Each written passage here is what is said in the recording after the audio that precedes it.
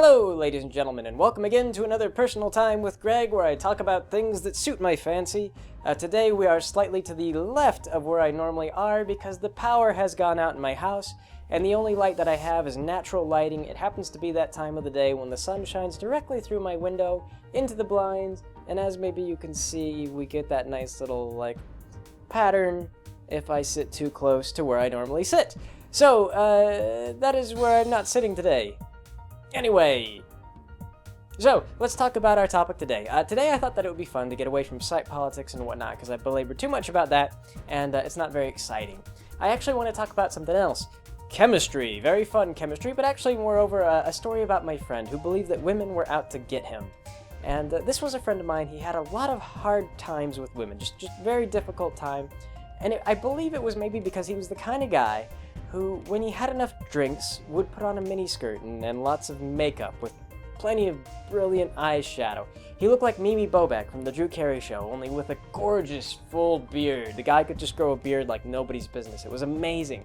Anyway, there are women who are into that kind of thing, but my friend didn't know where to find them, you see. So that was a major problem with his system of attracting a mate.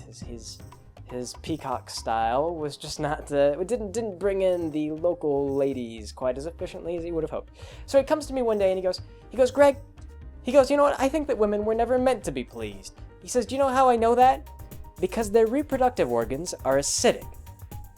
And this actually is true. The fact that the reproductive organs thing, they actually do have acidic reproductive organs. In fact, that is why you might get pruny fingers if you are a very, shall we say, if you have a certain kind of disposition as a lady, such that you might develop pruny fingers in a certain sort of situation.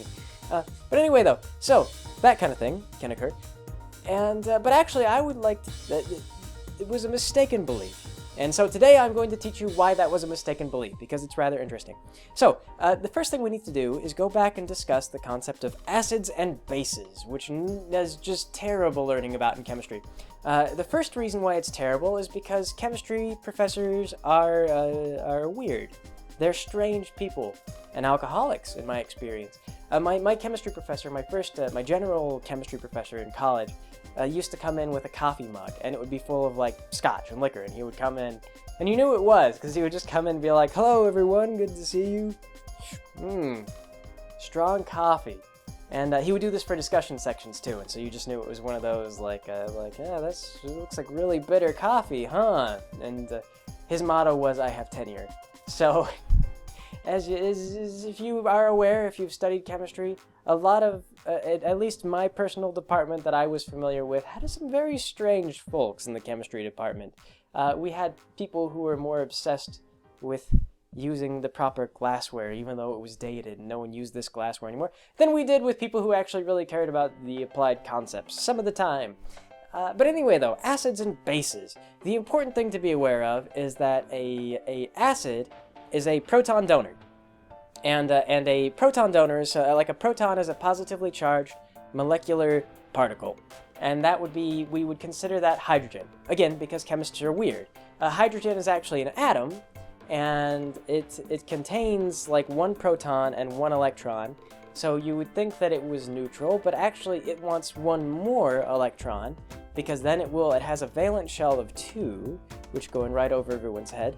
Anyone who's not familiar with chemistry, valence shell of 2 wants 2 electrons, despite being evenly charged with only 1 electron.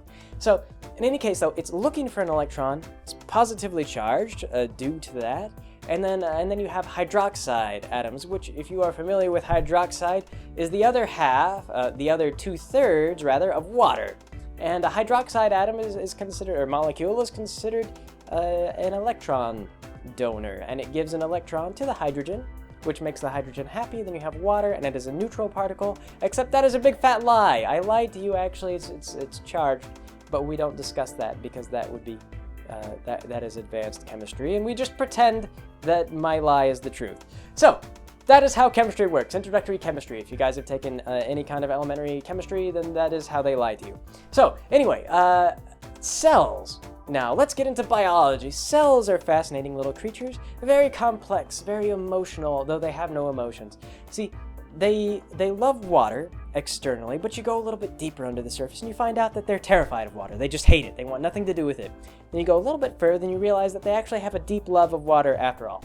So, rather complex, full of little organs and other tiny things, and one of the parts of a cell, mini cells, would be the flagella. And flagella is present in a lot of different cells. You might be familiar with certain kinds of cells that have flagella, and if you are, most of us think of flagella as having little wavy tails, like a shark or a fish, you know, and they wave them back and forth, and surely that's how they travel. But actually that's mistaken. Although it looks like that, if you see them in video, the only reason it looks like that is because they are so small and we can't really get a very good 3D view of the things. How they actually function is they've got like a little rotor, and the rotor spins, and it causes this long little tail to just whip around in a crazy circle. And actually this is, if you think that this sounds like a really inaccurate way to swim, it truly is. The cells have basically no control of where they're going. The way that it works is they just take off in whatever direction their irrational spinning will take them, and then they stop, and then they'll flip around, they'll nail themselves down to someplace, and they'll flip around for a little while, and then go.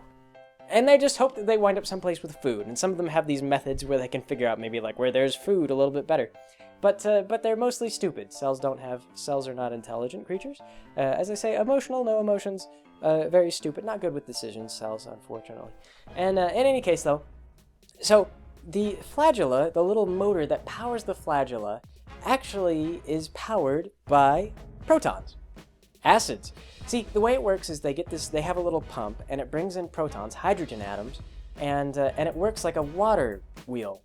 And you get the protons that come in, and it turns the wheel, which then rotates the flagella, which causes this cell to spaz out and fly off in some other direction.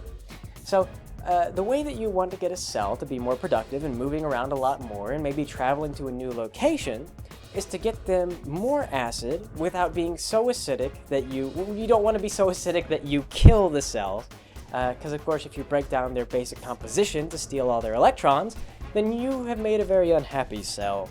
And cells don't like to be unhappy. It's very depressing for them. And in any case though, so yes, but just mildly acidic environment actually turns out is very good for increasing the locomotion of a cell. So, if you're ever sitting around thinking to yourself, wondering, I wonder why the female reproductive system is acidic, mildly acidic, now you know. Turns out it's actually not because women are designed to be inhospitable to any particular gender or anything. Actually, it's rather quite the opposite. So, personal time, fun bit of personal time there. I hope you guys enjoyed that. Maybe not as personal, but more educational. And then hopefully not too dark. I can't really tell the lighting, but I'll review and reshoot if it is. Otherwise, you guys have a good day. I'll talk to you next time.